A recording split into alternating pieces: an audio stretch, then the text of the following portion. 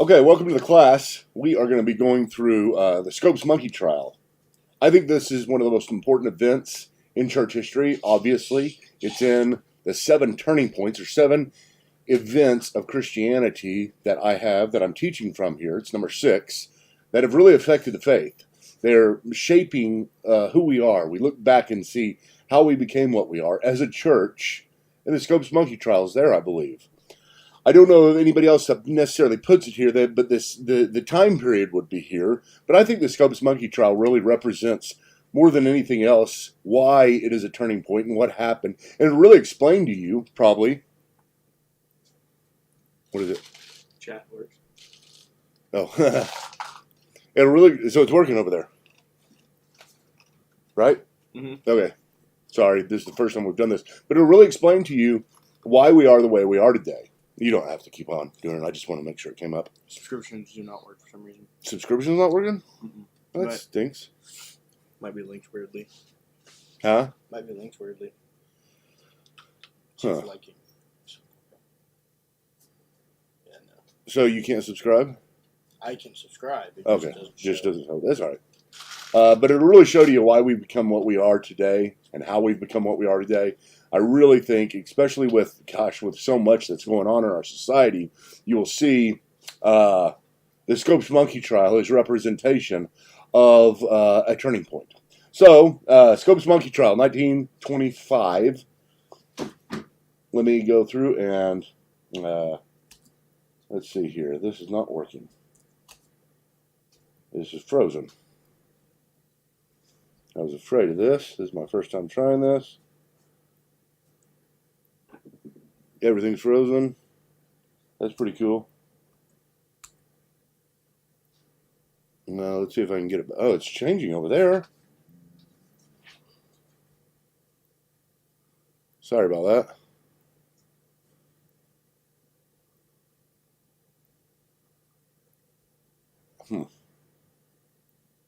It works if I put it in right here. Okay, well, maybe we can work through it this way. Go back to here, go back to here. These just got lots of latency between my device here, and see if I can drag it back. Now it's completely frozen. 1 second. I know what I'm doing. I promise. We shall get her done. Just going to turn off the display. Going into here, disconnect. We're back here. Okay. Okay, so first we're going to talk about modernism, liberalism, fundamentalism, evangelicalism, postmodernism. Postmodernism, where we're at today, but these are all the elements that we moved in transition with, and you have to understand all these. I promise you, this is really exciting, and this is really very, very relevant to our day and age. So let's talk first about modernism, and ask the question how we got to where we're at. We've got to deal with a guy named Rene Descartes. You probably studied him in your history class, in your philosophy class. He's a big figure in all of history. He's a good name to know. He was a good guy. He was different than I am. He's a Roman Catholic, but he was everybody was Roman Catholic in his day, just about. I mean, it was during a transition period, and he went through the Reformation time, but he remained a loyal Catholic. But he was a great philosopher, and one of the things that he wanted to do was to attempt to use the modern understanding. You got to understand this is the time of the Enlightenment. It's the time whenever all kinds of things were discovered. I mean, I'm talking about scientific stuff, where you're discovering the laws of physics, and you're discovering this idea of rationality, mathematics, the type of certainty that comes with this. The idea that you could have 2 + 2 = 4, and you could have science being as accurate as mathematics, that type of thing. At least that's what they believed in the day. That's what Rene Descartes inherited. And so there was great excitement whenever all this discovery was going on, and we were discovering the universe, and the Galileo was understanding the cosmos. And here comes Rene Descartes during this time. He's often called the father of modernism, and he introduced what's called the Cartesian method. Now, you may have never heard of that. I'm sorry, don't mean to introduce too many big words, but this is very important. The Cartesian method. And it is it's a method of inquiry which required, here we go again, another big word, hang with me, know this word, that's a great word, indubitability. Indubitability, absolute certainty in all areas of life. And indubitability simply means this. It means the inability to be wrong. See, that's what they thought at the time. We were going to be able to understand everything as much as we can understand that a triangle has to have three sides. A triangle can't have four sides. So whenever I say a triangle has three sides, you can't really argue with me. Because if you say, no, it has four sides, then you're not describing a triangle anymore. There is an absolute certainty about this. This is something, of course, goes into mathematics. You can't argue that 2 plus 2 doesn't equal 4. It always equals 4, no matter what. It equals 4 for God. God can't change that because it's part of Him, who He is. Rationality is who He is, and He can't change Himself. Therefore, He can't change the laws of mathematics or the laws of physics, the laws that he doesn't obey. They come from Him. That was really important. I almost said the laws that He obeys. He doesn't obey the laws. He is who He is. I mean, that's the very name that He gave to Himself, to Moses, Yahweh. I am who I am, the eternal being, the one who has no predecessor, the one who isn't produced, isn't under anything that everything else is under. And so God is rationality. And so here's Rene Descartes coming on the scene, and he says, hey, we can have indubitability, the inability to be wrong on everything. All we have to do is think. And I'm really excited because we're using our thinking caps for the first time. Beforehand, for so many years, we've just trusted in somebody else. We've just trusted in the church. We've just trusted in that things can't be known, or we just go to the church or have some type of applied ignorance. That is an absolute ignorance. That is something that we need to have. That we celebrate. But now it's like, hey, let's celebrate knowledge. We've got knowledge. God has given it to us, so why not take it? So here's what Rene Descartes did. He said, I'm going to prove indubitably that God exists. I am going to show, I think there's a way you can do this, by the way, but I'm not so sure his way was the way to do it. It was in a sense, but what he said was, I'm going to come up with an argument for God that basically says it can't be wrong. And so what he did was, the old saying is, he got in his Dutch oven and stayed there until he came up with how he knows indubitably that God exists. Now, this may have been an actual Dutch oven, but it may also have been kind of a euphemism, not a euphemism, a slang for a room in his house that he called the Dutch oven that was always really hot. Either way, he gets in this and he doesn't leave until he comes up with the idea. And so what he does is in his mind, he says, I'm not going to assume anything. I'm not going to assume anything of knowledge that I've ever known. I'm not going to assume that anything exists. I'm not even going to assume that I exist. And so he assumes that maybe he's being tricked. Maybe something's going wrong with his mind. Maybe demons are messing with him and putting knowledge in him. So he doesn't assume anything. He goes back to the very beginning. It's called foundationalism. He goes back to the foundations of knowledge. And as he goes back, he says, I'm doubting everything. And really, this is a good method. I mean, this is what we must do in order to learn. We must doubt our knowledge. If you're growing up and you assume that everything you've learned, that everything your parents taught you, that everything you learned in school is correct, and you just move forward with it without doubting it, then you haven't really learned. And part of learning is the assumption that you can be wrong. It's very important. Rene Descartes was very good with this. We're not too good with it today because We just grab a hold of what we've always known, and we just we have an emotional tie to it, and we don't let it go, and we argue for it, and we haven't ever really thought it through from a foundational standpoint. Well, this is what Rene Descartes did. He goes all the way back to the foundations of who he is, and he doubts his own existence.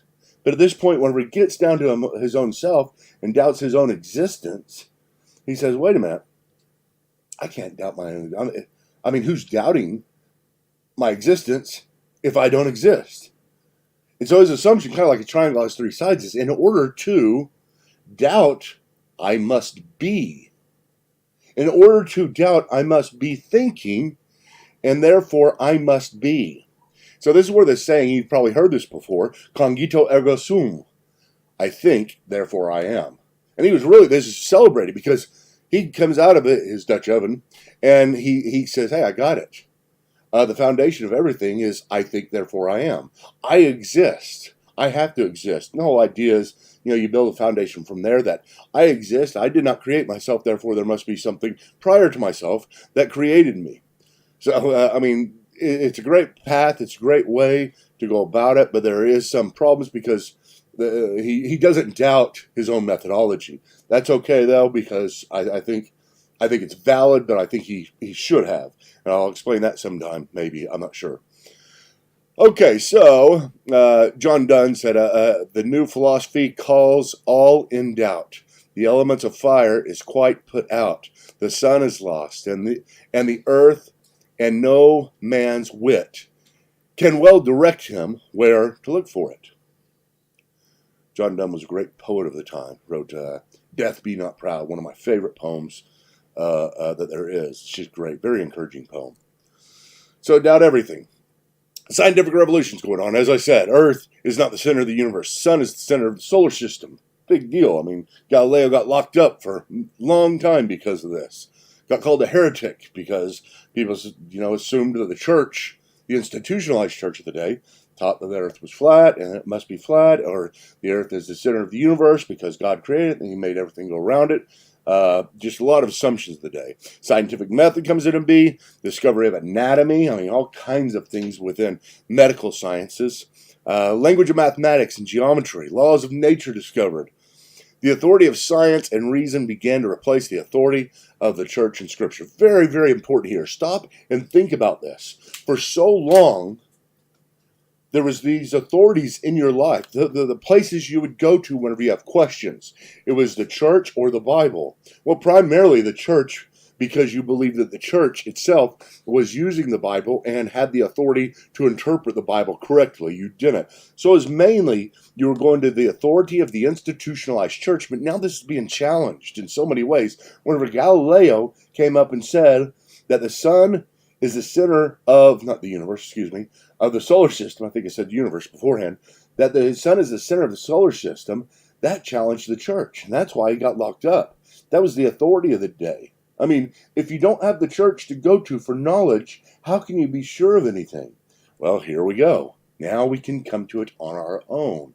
We can put on our thinking caps. We all have our own thinking caps. We're all pretty darn smart. That's the idea. Which is really cool. It's just you can't underestimate how big this is. Let's see here. Higher criticism comes. Higher criticism is, and this is all the way. We're jumping forward a couple hundred years, or about 150 years, maybe 200 years, and we're going to talk about this applied to the Bible. Okay, so we've already got the church, and the church has kind of been set aside. The institutionalized church of the day, the Pope and Rome and everything in the Vatican, that's set aside. It's really still respected by many people, but at the same time, they're thinking that's not the only place to go to for knowledge. We can go to other places. Now, let us see, the church is out of the way of the Bible. Remember, the Bible was behind the church, and you would go to the church in order to know about the Bible. Well, now, we're going to go to the Bible ourselves. Let's check it out. Let's start to read. At this time, this is when you had a flood. You had the Muslim invasion that moved further and further west. all the way through Constantinople. And in 1453, the Muslims overtook Constantinople, major city that had all kinds of Christian documents and artifacts and philosophy and such. They all took those documents and ran to Rome, ran west. We have all these things coming to us, all these sources of knowledge coming to us, and now we're all learning to read. And as we learn to read, we say, hey, since we can read ourselves, since the church is out of the way, let's go ahead and read the Bible ourselves. And you have a group of people, and they began higher criticism. Higher criticism, a branch of biblical studies that flourished mainly in Germany. You talk about German higher criticism. In the 18th and 19th centuries, which sought to apply the principles of the Enlightenment. The Enlightenment is what we're talking about here. Boom, lights went off. Lights come on. Before they were gone. And all of a sudden, boom, you have the lights of the Enlightenment. So you have the Enlightenment that comes, and then it challenges, because we're enlightened, through scientific inquiry and modern philosophy, the text of the Scripture. So hey, let's not assume that the Scripture is correct. Now, you may get uncomfortable with that, but I don't have any problem with that at all. I think we all should not assume that it's incorrect, but just don't assume that it's correct. We can't give things the benefit of the doubt just because we're married to them emotionally. Okay, we have to stop sometime and do the best we can to get in our own Dutch oven and doubt everything. It's so important, and I encourage you to do so. I mean, if you learn anything else from this lesson, please know this. You have to learn to assume you might be wrong in everything. This isn't just about humility. This is about true learning. It's great. I mean, it's important for humility, but this is what we must do. I mean, whenever you can tell the difference when somebody believes something so strongly, but they only believe it because they've inherited it and they're emotionally tied to it. They can't really make many good arguments about it. They don't really know the problems with it. They just see it as no problem. They take a leap of faith every time they engage with that issue. And if you're doing that with Christianity, if you're doing that with Christ, if you're doing that with the resurrection of Christ, I'm not saying you're not a believer or it's not true. I'm just saying you're going to be unstable. You really will, because you get challenged and then suddenly your brain can't really reconcile how it's being challenged with what you believe.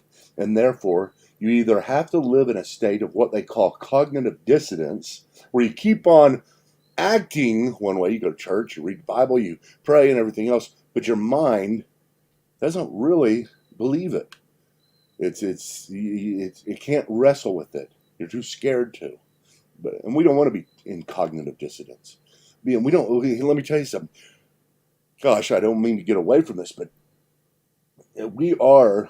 I believe. I mean, don't assume this, but I believe that as I've studied, the more I study, we are the only ones who can do this. I mean, you take any other text, any other religion, and begin to wrestle with it in the same way, and it doesn't hold up. It doesn't hold a candle to what we believe as Christians. It really doesn't, because God is a God of history. He works in history. There's a falsifiability to Christianity that is beautiful. What I mean by that is that you can test it.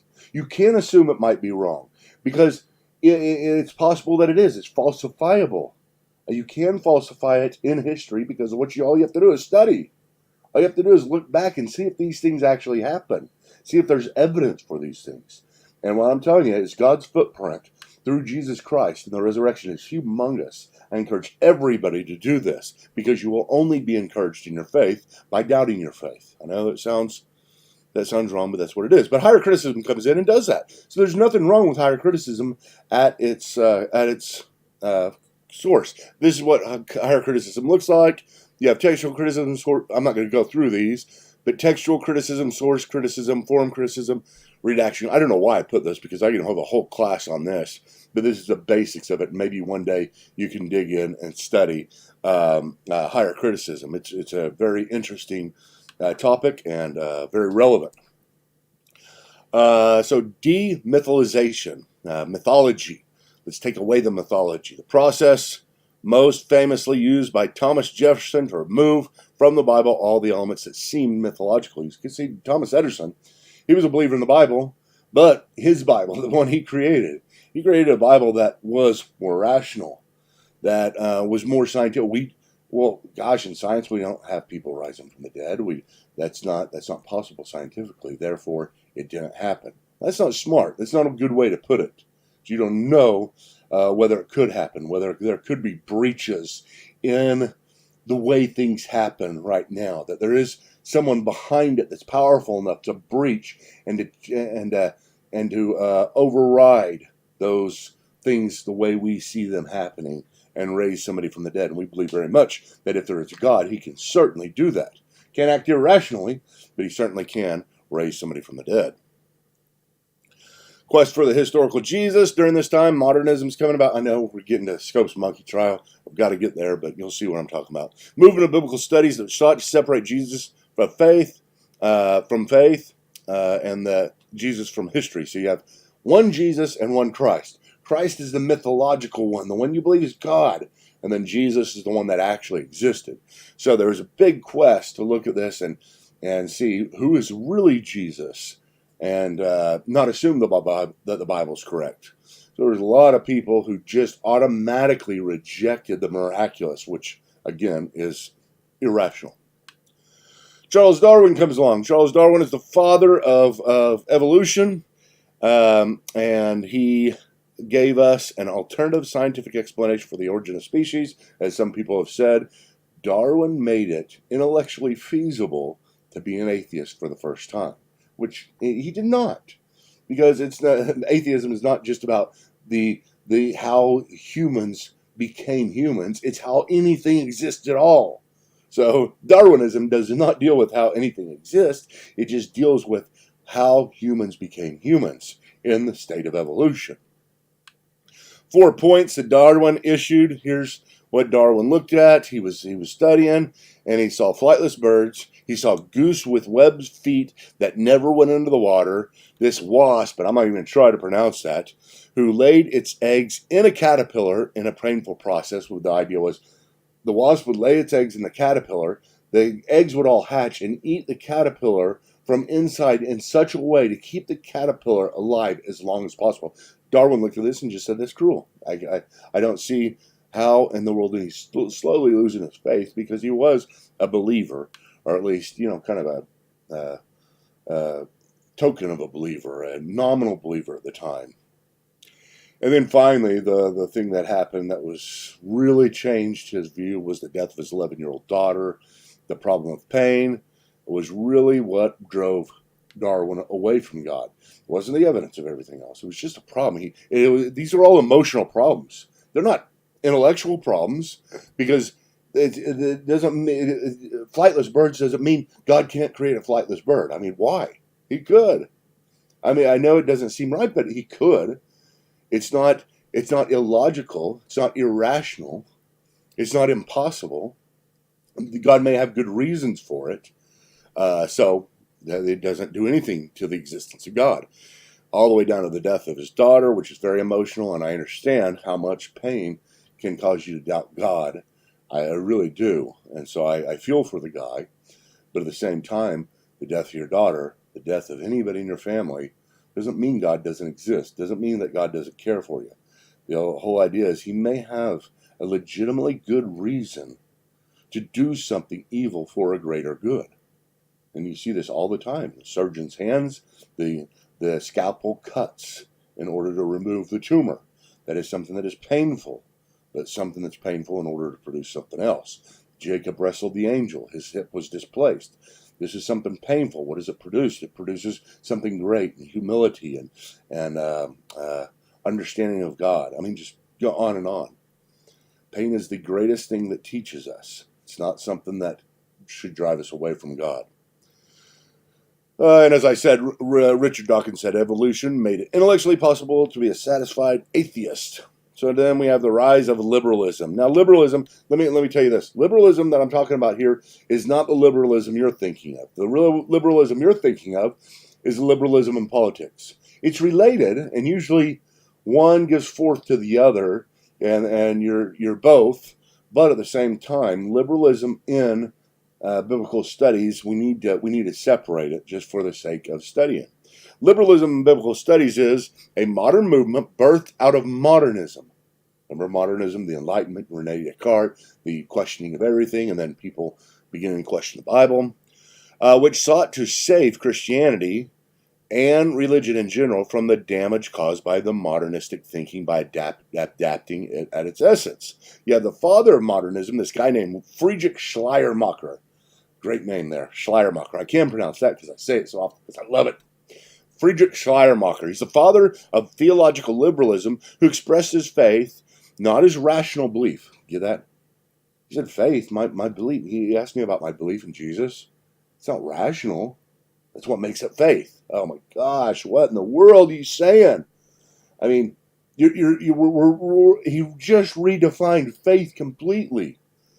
Faith does not mean the absence of reason to believe. Faith does not mean believing in spite of the evidence at all. It means believing because of the evidence, taking a step into the light, not taking a step into the darkness. Blind faith, yeah, you take a step into the darkness, but faith has never meant that. You place your faith in your car, you place your faith in your wife, you place your faith in anybody that you give money to for a service. That's all faith. Why do you do that? Because you believe based upon who they are, based upon knowledge of the company, based upon knowledge of the airplane you get into to fly, based upon history. It's a rational thing you did. You believe rationally. But he said, my faith is not a rational thing, but it's a feeling of dependence upon God. So he's father of liberalism, wants to save Christianity by divesting it of any rational component and turning it into blind faith. Here's what Friedrich Schleiermacher said. He said, you reject the dogmas and propositions of religion. Religion does not need them. It is only human reflection on the content of our religious feelings or affections. Do you say that you cannot accept miracles, revelation, or inspiration of Scripture? You are right. We are children no longer. The time of fairy tales is past. Rocky, recognize this? You recognize this in our world today? The time of fairy tales is past. We are living as a result of this stuff. Okay, so then you have ecumenicalism. Ecumenicalism came, and this is a church movement. You got to imagine the church at this time. The church is saying, "What do we do? I mean, do we accept blind faith and say we do have blind faith, or do we try to reconcile somehow this?" And ecumenicalism comes in and tries to reconcile it this way. It's sought to bring unity to the church under the banner of moral cause, rather than doctrinal creed. This movement was represented by most by the World Council of Churches, and we'll look at that a lot more in turning point number 7. But you have, notice here, the essence of Christianity, according to liberalism, is morality. According to historic Christianity, is Christ's redemption. Scripture is mythology. No, it's God's word. Christ is an example to be followed. In historic Christianity, God to be worshipped. God is love. In Christianity, God is love and justice. The ultimate authority in our lives is experience and reason, how I feel, and what I can do scientifically. The ultimate authority in historic Christianity is the Bible. And we don't do that irrationally. It's not that we trust in the Bible irrationally. Again, it's a step of faith because of the evidence. Man is essentially good and essentially fallen in historical Christianity. Sin, it's a vestige of perverse animal instincts, vestiges, leftovers, things that are only bad because we just inherited them and that's it. And we're not culpable for them. In historic Christianity, sin is rebellion against God. Salvation is by good works. In liberalism and historic Christianity, it's not by good works, although, of course, with Roman Catholicism, Eastern Orthodoxy, they do add that element. But historic Christianity within Protestantism it's just by faith in Christ alone. And what is the church according to liberalism? It's concerned with the world and society, the social gospel. Go out and spread the good news of helping people build wells, build houses, and stuff like that. Not of Christ, but historic Christianity is concerned with the salvation of souls. We have limited time here on this earth, and eternity is forever. Let's get our work done. Eschatology, there's no such thing as hell. All people are saved. That's universalism. And then God's judgment in historical Christianity, eschatology is what does the end things look like? What is going to happen in the very last days? And eschatology, according to liberalism, is nothing that will all be saved. But in historical Christianity, God's judgment upon the lost, and Christians only are saved. And you can look at this if you have the PowerPoint. I don't need to go in this. This basically says the exact same thing and distinguishes between Roman Catholicism. That's a really good graph I made. I need to take a look at that myself. But basically the same thing. Richard Niebuhr. I love this quote. It's really, really good in understanding what's going on. Check this out, okay? He lived in this day, and he's describing what the church is becoming.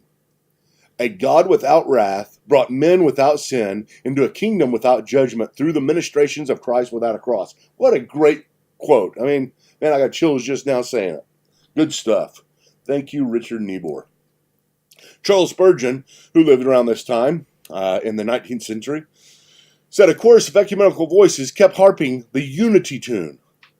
What they are saying is Christians of all doctrinal shades, no matter what you believe, and beliefs must come together in one visible organization regardless. Unite. Such teaching is false, reckless, and dangerous. Truth alone must determine our alignments. Truth comes before unity. Good statement. Charles Spurgeon, one of the great preachers of our time, Baptist preacher, started preaching when he was 19 years old. Just amazing. Had a congregation of 5,000, one of the first mega churches. So now we have the introduction of fundamentalism. And fundamentalism comes, and this is where you get to the Scopes Monkey trial. Okay? Promise we're here. A movement in the early 21st century, early like 1920s is whenever, I think 1921 is when we're going to say it actually began. Movement in the early 21st century which sought to rescue Christianity from liberalism, restoring and defending the fundamental creeds of the Christian faith. So here they come. Fundamentalists come say, hey, what is happening in the church? We are falling apart under the guise of unity and losing the truths of the gospel and truths of doctrine that we've held dear for so long. So let's go in and rescue them. And what we're going to do is we're going to make arguments for them. We're going to begin to use our mind, which is a great thing. It really is. The initiation of fundamentalism, I know it has a bad term right now. It becomes something different. We'll talk about next time. But right now, this is a great movement. It really is. Let's get to the fundamentals. Let's get to the essentials. And let's defend those essentials. Okay, 1915 to 1920. Okay, that's 1920 is when we're going to say it started. The Fundamentalists published, this is a group of books, published from 1915 to 1920, was a monumental work of 19 essays contained in 12 volumes, drawing from dozens of authors, including James Orr, B.B. Warfield, G. Campbell Morgan. These essays defended the essence, the fundamentals of the Christian faith against the threat of liberalism. You can still get the fundamentals. You can get them, I think, in like 3 volumes. Pretty cheap too. They're great historic books to have, and they go through defending the creation and defend the inspiration of Bible, the virgin birth, all of which were being rejected in the church of the day by the liberals. And believe me, there are churches out there that are still I don't mean to say still, a lot of them. There's a massive movement still of liberalism within the church that accept the things that the culture is accepting at the time and bow to the culture. And they're scared. They're scared to be different. They want to align with the culture in every way. Let's see here. Now you have the schools of the time.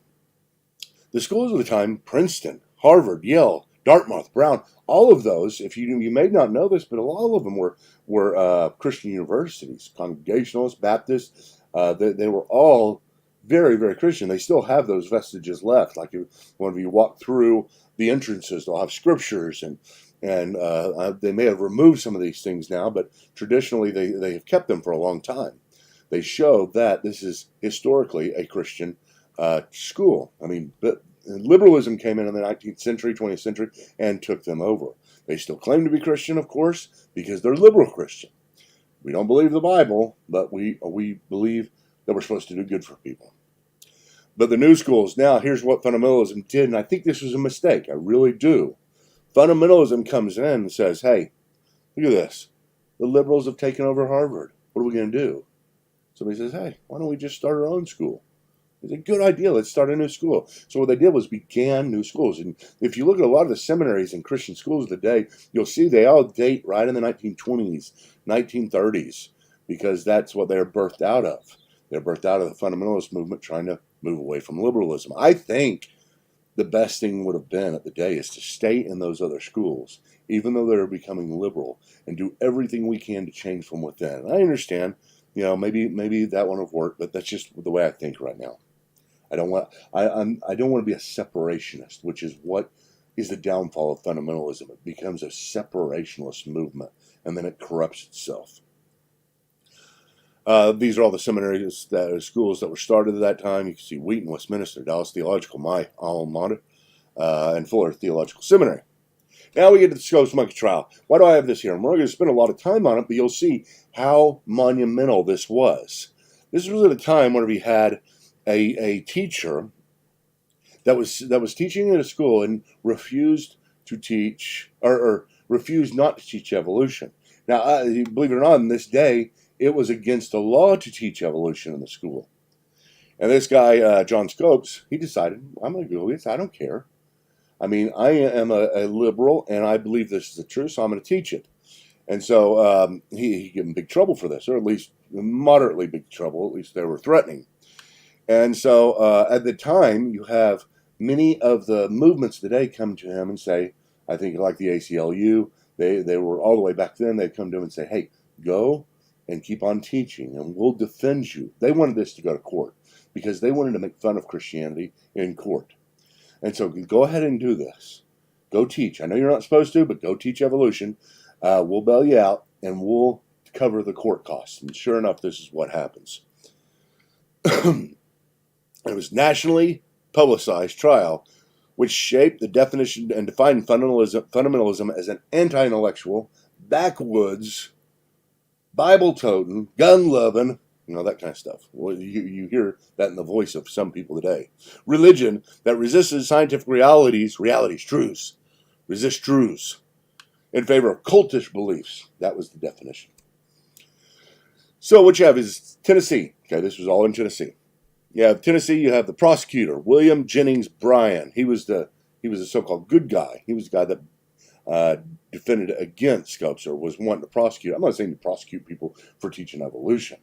I think everything should be taught. Give everybody all the information. Give them the ability to have open minds. Give them the ability to be wrong in order so that they can find what's right, as I talked about before. But William Jennings Bryan comes in and he wants to prosecute the guy for teaching evolution. They loved this because William Jennings Bryan was a public figure. I think he was a governor beforehand. And so you have Clarence Darrow, who's a snaky guy, a worm. He was smart. He did good. I don't like it, but he did do good. He was very, very crafty. He was wily, as you might call him. But he defended John Scopes. And so what happens is this. Listen to this. This is great. This is the turning point for the culture. This is why I put it here. And it doesn't take long for me to tell you this. And hopefully you've made it this far. But it is a massive turn in what happened in Christianity and how we got to today, where the culture just changes. And so what you have is you have Clarence Darrow coming to William Jennings Bryan. He says, hey, I want to put you on the stand. William Jennings Bryan's like, wait a minute, I'm the lawyer. You don't put the lawyer on the stand. And so William Jennings Bryan thought about it, overnight. He said, okay, wait a minute. As long as I can put him on the stand, then we'll do it. That'll be easy because I can really tear this guy apart. And so the day came where they put William Jennings Bryan on the stand, and Clarence Darrow did this. This was nationally publicized. This is on the radio. Everybody's listening to this. Everybody was listening to it. This is like the Super Bowl of the day. And so what he does is it's irrelevant what he does according to the trial and according to John Scopes. He wasn't even really defending John Scopes. What he was doing was defending liberalism and trying to destroy historic Christianity in the eyes of people through ridicule. This happens every day. You see it every day on all the social media. Christianity is attacked through ridicule, not through real arguments, but it's a meme attack. And what he does is exactly that. So he puts William Jennings on the brine. He says the first question he might say, and you can go and you get the court documents. All you have to do is look up Scopes monkey trial, and you can read through everything. I've done that before. Really, really interesting. But what he does is he puts William Jennings Bryan on the stand. He says, "Hey, do you believe that snakes can talk?" What in the world? You know, I mean, where'd that come from? You know, it's just something that the most ridiculous of everything he begins to bring up, or seemingly ridiculous and bizarre. And remember, bizarrity does not define reality ever. Just because something is bizarre doesn't mean it be untrue. We experience every single day. We experience the bizarre. We're experiencing the bizarre right now as you sit here and listen to this. That's bizarre. The reason why it doesn't seem bizarre to you is because you're used to it. And it's happening. It's coming on a regular basis, and you understand that there must be a science behind it. There must be some explanation for it. You probably don't know the explanation of how this happens, but since it happens, you begin to accept it. So bizarrity in no way whatsoever determines reality. But that's what William Jennings Bryan is doing. He looks at this and says, Clarence Darrow is doing. And he says, "Hey, do you believe that men can live in the belly of a whale?" And, you know, here's the deal. Everybody's listening to it, and everybody's laughing. You know, what in the heck, you know, and how can all these ridiculous things happen? You believe that donkeys can talk? That kind of stuff. So that's all he does. And then he, you know, kind of dismisses things and moves on, and comes to the end of his question and answer, his presentation. And listen to this. This is crazy. This was the genius thing. At the very end, after he ridiculed bringing up the bizarre only on national radio, he closes his case and then goes to the judge and says, "Hey, we want to change our plea to guilty." I'm serious. He changes the plea to guilty. It was a $50 fine. They paid it. The ACLU paid it. These guys paid it. And they never got to put him on the stand. You see, he could have turned around and think about the bizarreness of evolution. Hey, do you believe that we come from monkeys, or we come from ancestors of monkeys? Do you believe that there is transition? And I mean, just all kinds of bizarre. Believe me, folks, that evolution is just as bizarre. I'm not saying I don't believe in evolution. Okay, it could very well have been the way that God brought the earth about. Don't really. I mean, I don't go there. I usually don't in my mind. I don't mind it though. It's not a big deal to me. If God used evolution, okay, I can formulate. I can understand how the early chapters of Genesis can work that way as well. But right now I do not believe that. But it doesn't bother me. It's a shoulder shrug, just about. But the evolution is just as ridiculous. It really is, and it can be ridiculed just as much. And so William Jennings Bryan could have come back at Clarence Darrow the next day and done the same thing, or done something, you know, just to revive himself, but he didn't. So in the eyes of the nation, here's Christianity being made fun of. William Jennings Bryan being a fundamentalist. He was a decent guy, but he wasn't super smart, articulate, or understanding of you know, how to give a good apologetic or a good defense for Christianity, and therefore Christianity was left as kind of with the donkey, if I can put it that way, the donkey's end of the world, to the America. And so America began to say, all right, okay, so if I can't have rational belief in Christianity, the only way for me to stay Christian is to have just emotional belief in it, and maybe everything didn't actually happen. And so you have this spread of liberalism. It became nominal liberalism. Everybody became liberal, or a lot of the church did. And it became a turning point. 1920 was a turning point in America, and slowly you begin to see the change. I think the Scopes monkey trial was a big part of it. William Jennings Bryan disappeared from public life and died in his sleep 5 days after winning the verdict. Fundamentalism disappeared from the culture and died in the courtroom of influence. Fundamentalism became, after this, as they continue to separate, as they continue to say, we want nothing to do with what the world is saying, with what science is saying. It wasn't good. It became something bad. It didn't start off something bad. It became something bad. So fundamentalism began to have no tolerance for any compromise. It became defined more by non-essentials morals than by doctrines. Don't drink, don't smoke, don't dance, don't play cards, don't go to movies. I mean, you see that all the time. Don't have mixed bathing. Get in the swimming pool with other people. Don't show your legs as women. Don't show your neck as women. I mean, all kinds of things. Left the universities and started their own schools, as I said before, became separationist and cultish Christianity, a holy nation, no longer a kingdom of God. They were separate and no longer a kingdom of priests, but no longer engaged as priests to the people as the Old Testament and the New Testament say we should be. Then you have the rise of evangelicalism, a movement in conservative Christianity in response to the threats of liberalism and fundamentalism, which sought to spread and engage the culture with the gospel without compromise of the essentials. That's a basic definition, and next time we'll talk about the seventh movement of Christianity, which is the rise of evangelicalism. I think it's a great, great lesson. Hopefully you've enjoyed this. Please subscribe.